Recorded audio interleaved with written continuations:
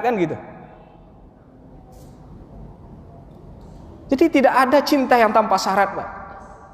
Kalau ada hari ini yang mengatakan cinta tanpa syarat, itu gombal banget kan gitu. Allah memberikan syarat.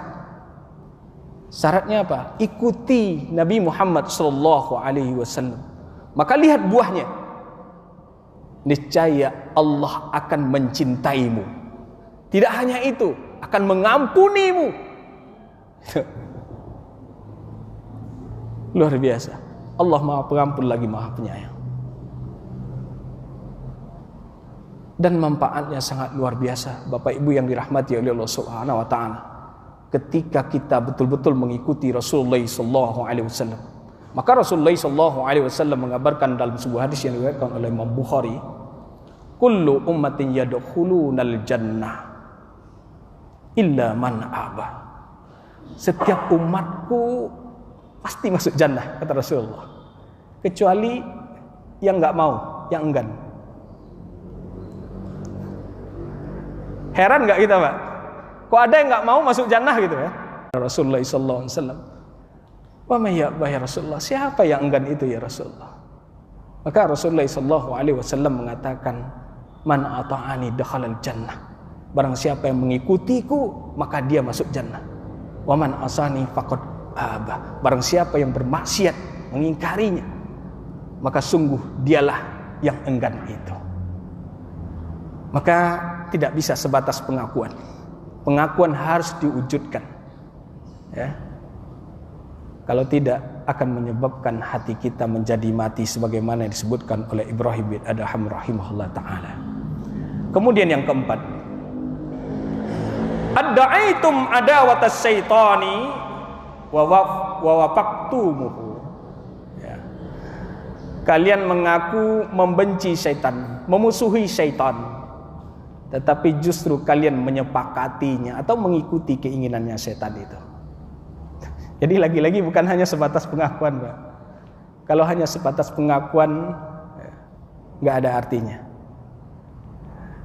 Maka Allah perintahkan kepada kita betul-betul menjadikan setan itu sebagai musuh. Innas syaitana lakum aduwwum fattakhisuhu aduwwa innama yad'u hisbahu liyakunu min ashabis sa'ir. Surat Fatir ayat 6. Ya. Sesungguhnya setan itu adalah musuh bagimu, maka perlakukanlah ia sebagai musuhmu. Jangan jadikan teman gitu. Tapi jadikan musuh. Ya. Karena sesungguhnya setan itu hanya mengajak golongannya untuk menjadi penghuni neraka yang menyala-nyala. Ya. Dan setan itu tidak akan pernah puas untuk apa? Menggerogoti kekayaan iman yang ada di dalam hati kita. Gitu. Gak akan pernah puas. Bahkan ini sudah merupakan komitmennya setan sejak bapak moyangnya setan yang bernama iblis itu diusir oleh Allah Subhanahu wa taala dari dalam jannah karena tidak mau tunduk dan patuh kepada Allah Subhanahu wa taala. Lihat, sumpahnya iblis itu luar biasa. Qala fa bima awaitani la'udanna lahum siratakal mustaqim. Surat Al-A'raf ayat 16. Iblis menjawab, karena engkau telah menghukum aku tersesat, maka aku benar-benar akan menghalang-halangi mereka dari jalanmu yang lurus. Kita senantiasa minta setiap saat, ihdinas siratal mustaqim. Tapi setan juga tidak akan pernah puas untuk menggelincirkan kita dari jalan yang lurus itu. Sudah merupakan komitmennya. Dihadang dari berbagai penjuru, dari kanan, kiri, depan, belakang. Hanya orang-orang yang ditolong Allah lah yang akan selamat dari itu. Ya. Maka para ulama mengatakan, hati itu ibarat rumah yang di dalamnya ada kekayaan iman. Sedangkan setan itu laksana pencuri yang ingin mencuri kekayaan iman itu. Maka jagalah rumah itu agar jangan sampai tercuri oleh setan itu. Sekali lagi, hanya orang-orang yang bertakwa kepada Allah, yang punya iman, yang bertakwa kepada Allah Subhanahu wa taala yang akan selamat dari apa? dari was-was setan ini, bujuk rayu setan ini. Sebagaimana kata Allah Subhanahu wa taala di dalam firman-Nya di dalam surat Al-A'raf ayat 201, "Innal ladzina taqau idza massahum ta'ifum minas syaitani tazakkaru fa izahum mubsirun." Sesungguhnya orang-orang yang bertakwa apabila ditimpa was-was dari setan, bujuk rayu dari setan untuk melakukan perbuatan maksiat, gitu. Kalau setan itu kan tugasnya gitu ya Pak ya, ngajak kita maksiat saja, nggak ada ngajak kita untuk taat, enggak. Itu maksiat. Lihat karakter orang-orang yang bertakwa yang disebutkan oleh Allah Subhanahu wa taala di dalam firman-Nya ini. Tazakkaru, maka dia cepat ingat kepada Allah. Fa izahum mubsirun, maka ketika itu dia melihat kesalahan-kesalahannya. Ya. Jemaah yang dirahmati oleh Allah Subhanahu wa taala. Satu ketika pada zaman Umar bin Khattab radhiyallahu anhu, itu ada seorang pemuda yang taat beribadah kepada Allah, rajin sholat jamaah di masjid. Ya. Dan kebiasaan pemuda yang soleh ini setelah sholat isya berjamaah kemudian berkunjung ke rumah orang tuanya. Nah, di tengah perjalanan antara rumah masjid dan rumah orang tuanya itu selalu digoda oleh wanita cantik. Bayangkan Pak, nanti pulang sholat isya kemudian lewat ada rumah wanita cantik, goda terus Pak. Kira-kira kita mempan nggak digodanya Pak? Kala itu hampir saja pemuda ini mengikuti bujuk rayu wanita ini. Sampai di depan pintunya, lihat Allah tunjukkan pertolongannya di situ. Maka ketika itu tazakkar, pemuda ini ingat akan Allah. Ingat akan Allah. Maka secara spontan lisannya ini berkata mengucapkan firman Allah surat Al-A'raf ayat 201 tadi. Spontan Pak, gitu. Yang keluar itu ayat Allah yang keluar. Itu buah dari kesolehannya. Innal ladzina taqau idza massahum ta'ifum minas syaitani tazakkaru fa izahum mubsirun. Ketika selesai membaca ayat ini, Pak, pemuda tadi itu langsung pingsan. Nah, ini luar biasa. Jadi kita mohon kepada Allah agar kita dilindungi oleh bujuk rayu setan ini. Karena apalagi selepas Ramadan tantangan besar terpampang di depan mata kita. Setan-setan kembali lepas dari belenggunya. Kemudian berkolaborasi dengan setan-setan yang berwujud manusia. Menciptakan produk-produk kemaksiatan dengan berbagai merek dan kemasan. Untuk menggelincirkan umat manusia ini. Agar apa? Tersesat dari jalan kebenaran. Maka kita mohon kepada Allah. Ya, a'udzubillahi minasyaitonirrajim. Berlindung kepada Allah. Ini yang keempat. Kemudian yang kelima, dia yang keempat mengaku memusuhi setan tetapi justru mengikuti langkah-langkah setan tadi. Itu akan menyebabkan hati kita mati. Kemudian yang kelima, qultum nuhibbul jannata wa lam ta'malu laha. Kalian mengatakan kami cinta jannah, kami cinta akan surga. Tetapi kalian tidak mau beramal untuk mendapatkannya. Ya, jadi tidak hanya sebatas pengakuan. Semua kita tentu ingin masuk jannah kan? Ingin masuk jannah. Tetapi tidak bisa dengan sebatas pengakuan. Kita harus menapaki jalan itu. Jalan untuk mendapatkan jannahnya Allah. Yaitu dengan ketaatan tadi. Karena tidak mungkin kapal itu berlayar di daratan. Kita penuhi syarat-syarat untuk mendapatkan jannah itu. Walaupun kita tidak masuk jannah itu bukan karena amal kita, tetapi karena rahmat Allah. Tetapi rahmat Allah itu juga akan datang ketika apa? Ketika kita beramal ketaatan, kan gitu. Beramal ketaatan. Maka kita cari jalan untuk agar kita mendapatkan apa yang kita tuju, cita-cita tinggi kita itu ingin mendapatkan jannahnya Allah. Rabbana atina fid dunya hasanah wa fil akhirati hasanah wa qina azabannar. Bukankah ini cita-cita tinggi kita? Ingin sukses, ingin masuk jannahnya Allah. Tetapi itu tidak akan mungkin kita bisa dapatkan kalau apa? Kalau kita tidak menempuh jalannya. Memang berat jalannya untuk menggapai jannah. Gitu. Maka Rasulullah SAW mengingatkan kita dalam sebuah hadis yang diriwayatkan oleh Muslim dari Anas bin Malik radhiyallahu anhu, huffatil jannatu bil makarih. Jannah itu ditutupi oleh sesuatu yang tidak disukai oleh jiwa kita. Berat Pak perjalanan kita Pak. Kita akan melewati pendakian yang tinggi, penuh onak dan duri, berliku. Al-makari tidak disukai oleh jiwa. Ta'lim itu sukai jiwa enggak? Enggak. Salat jamaah disukai jiwa enggak? Enggak. Yang disukai jiwa itu adalah bersenang-senang. Kemudian wahuffatin naru bisyahawati. Sedangkan neraka itu ditutupi oleh sesuatu yang disukai oleh jiwa. Nah, kemudian yang keenam, insyaallah cukup waktunya. Qultum nakhafun nara wa rahantum anfusikum biha. Gitu. Kalian mengatakan kami takut akan neraka, tapi justru kalian menggadaikan diri kalian dengan neraka itu. Artinya apa? Artinya doyan maksiat gitu. Tapi takut masuk neraka, tapi maksiat doyan kan gitu. Gitu. Tidak akan mungkin tercapai. Maka benarlah apa yang dikatakan oleh Rasulullah tadi itu, wa huffatin naru bisyahawati.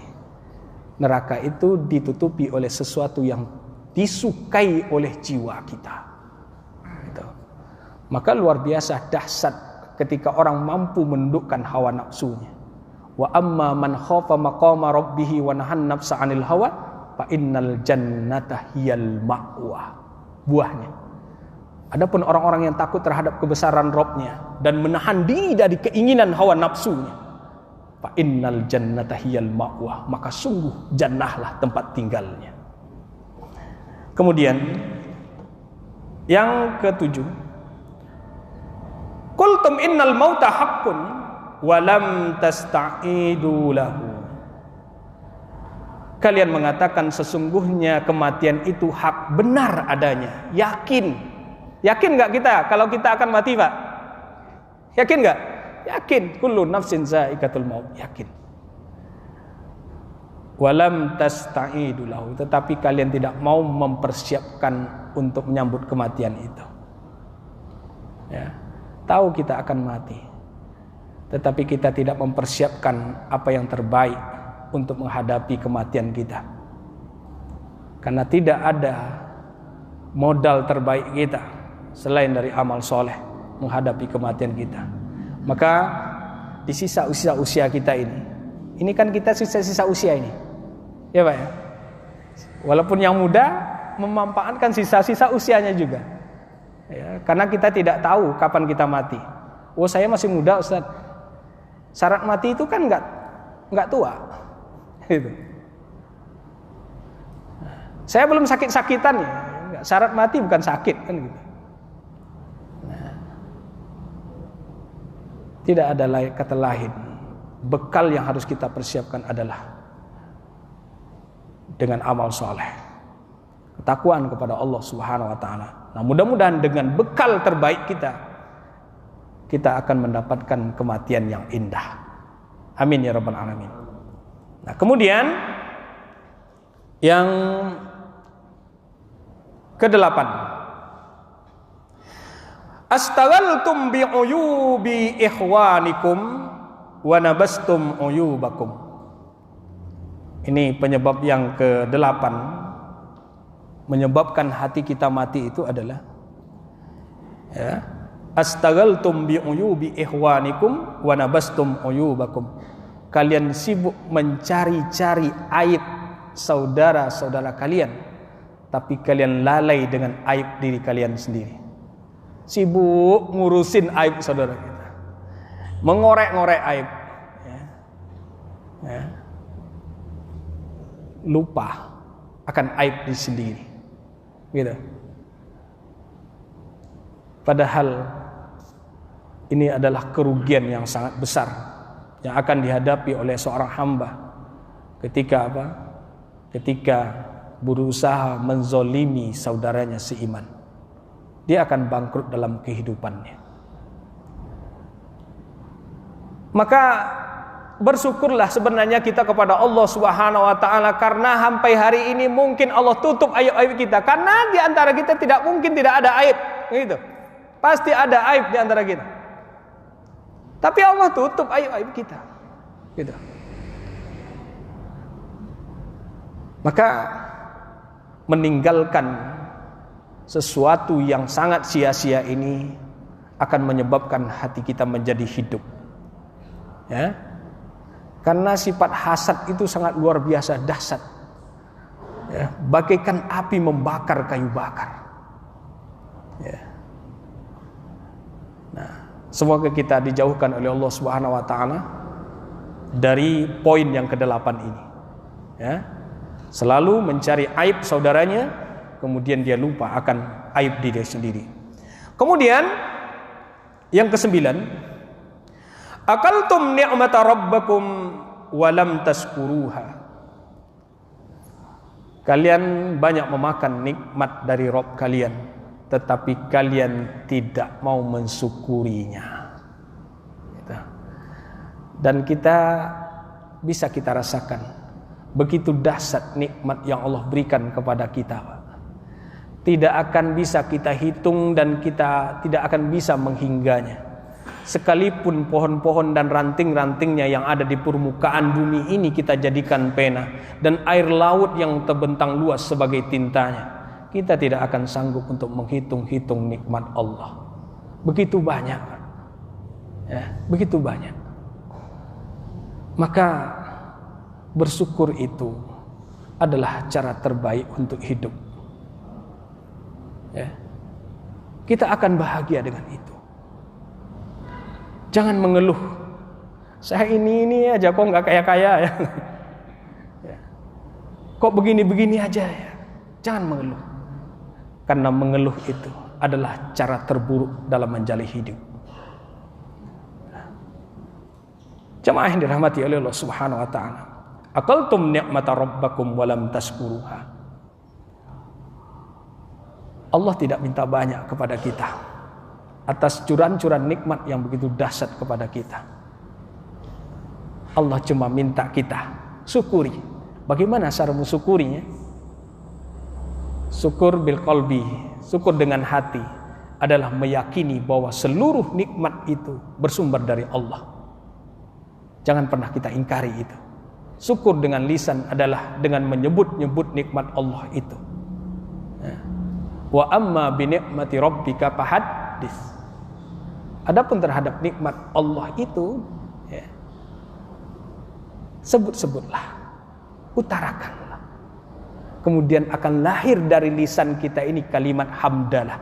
Alhamdulillahirabbil alamin. Memuji Allah. Kemudian syukur bil arkan, syukur dengan amal anggota badan adalah yaitu mempergunakan nikmat-nikmat yang Allah berikan kepada kita itu sesuai dengan apa yang diinginkan oleh sang pemberi nikmat, yaitu Allah Subhanahu wa taala. Ketika Allah berikan tangan kepada kita, gunakan tangan kita ini untuk kebaikan. Ketika Allah berikan kaki yang sehat kepada kita, langkahkan kaki kita menuju kebaikan. Maka itu bentuk syukur kita, syukur yang hakiki itu seperti itu. Ketika Allah titipkan harta kepada kita, maka wujud dari syukur kita itu adalah dengan apa? Dengan mengeluarkan zakatnya, kemudian berinfak sedekah. Gunakan untuk kebaikan. Maka itulah syukur yang sesungguhnya. Begitupun terhadap nikmat-nikmat yang lainnya. Nah, sehingga apa? Nikmat itu akan menjadi berkah, bahkan bertambah. Nah, kemudian yang terakhir yang menyebabkan hati kita mati adalah dafantum mautakum walam ta'tabiru bihim. Kalian sering menguburkan orang yang mati, tetapi kalian tidak mau mengambil pelajaran dari mereka. Sering nggak ngurusin jenazah? Sering ya? Apa hikmah di balik itu semua? Pesan di balik itu semua adalah zikrul maut, mengingat mengingat kematian, gitu. Mungkin di masjid ini karena ada mungkin jamaah yang meninggal kemudian diumumkan oleh pengurus, ya, inna lillahi wa inna ilaihi raji'un, telah meninggal saudara kita, ya, fulan bin fulan, ya, gitu. Sebenarnya ini sudah sikrul maut juga. Jangan-jangan diumumkan sore, malam kita yang diumumkan, kan itu. Sikrul maut. Kemudian kita ngurus jenazah, ya, sampai menguburkannya, kan gitu. Mengkapani, lihat, mengkapani. Kita masih kalah sama ibu-ibu, Pak. Kain kapan kita berapa lembar? Kita cuma 3 lembar, Pak. Ya, putih pula, ya. Nggak boleh dengan batik terindah gitu, nggak boleh. Nggak tahu kalau yang berkebudayaan itu, nggak tahu saya. Kita 3, ibu-ibu 5, bayangkan, masih banyak ibu-ibu, gitu. Kemudian dikuburkan, maka dafantum mautakum walam ta'tabiru bihim. Kalian sering menguburkan orang mati, tetapi kalian tidak mau mengambil pelajaran dari mereka. Lihat, kubur itu besar apa kecil? 2 kali 1,5 ya. Pak Sabil tingginya berapa, Pak? Ya, kayaknya agak panjang, Pak. Soalnya lebih tinggi dari saya. Ya, taruhlah 2,5 kali 1,5. Dalamnya 1,5 meter. Agak lapang. Tapi ternyata belum selesai, Pak. Dicacah lagi, diambil dikit untuk kita dimiringin, Pak. Lubang kecil lagi, ada lubang kecilnya ternyata. Kalau yang tadi 2 kali 1,5 itu kan lumayan lah lebar kan, tetapi ternyata enggak. Dibolongin lagi kecil untuk sekedar kita miring. Gitu. Kecil ternyata. Itulah tempat peristirahatan kita pertama. Kalau kita istirahat, ya. Kalau kita istirahat, ya. Kalau ada yang ngumumin hari ini telah kembali ke peristirahatannya yang terakhir, belum terakhir. Ya, kalau kita istirahat. Ya, tetapi mudah-mudahan kita bisa istirahat sementara, menjadi taman-tamannya jannah itu. Nah, banyak pelajaran yang bisa kita petik dari situ, dan pelajaran yang paling berharga dari itu semua adalah zikrul maut. Itu akan melembutkan hati, akan menyehatkan hati. Nah, mudah-mudahan dengan 10 poin yang disebutkan oleh ulama Ibrahim bin Adham ini, penyebab matinya hati, kita mengetahui ini, maka hati kita akan menjadi hidup. Sehingga kalau hati kita hidup sehat, maka kesuksesan akan kita raih. Karena apa? Allah mengatakan, yauma la yanfa'u malun wala banun illa man atallaha biqalbin salim. Pada hari yang tidak bermanfaat sedikit pun harta dan anak-anak, kecuali orang yang menghadap Allah, datang menghadap Allah dengan qalbun yang salim. Nah, mudah-mudahan Allah Subhanahu wa taala sehatkan hati kita sehingga kita bergairah untuk taat kepadanya sampai ajal menjemput kita. Amin ya rabbal alamin. Barakallahu fikum. Mudah-mudahan yang sedikit ini bermanfaat bagi saya pribadi dan bagi kita semua. Lebih kurang mohon maaf, dan kepada Allah saya mohon ampun. Astagfirullahalazim. Mari kita akhiri majelis ilmu kita pada malam hari ini dengan alhamdulillahirabbil alamin dan doa kafaratul majelis. Subhanakallahumma wa bihamdika asyhadu an la ilaha illa anta astaghfiruka wa atubu ilaik. Wabillahi taufiq wal hidayah. Assalamualaikum warahmatullahi wabarakatuh.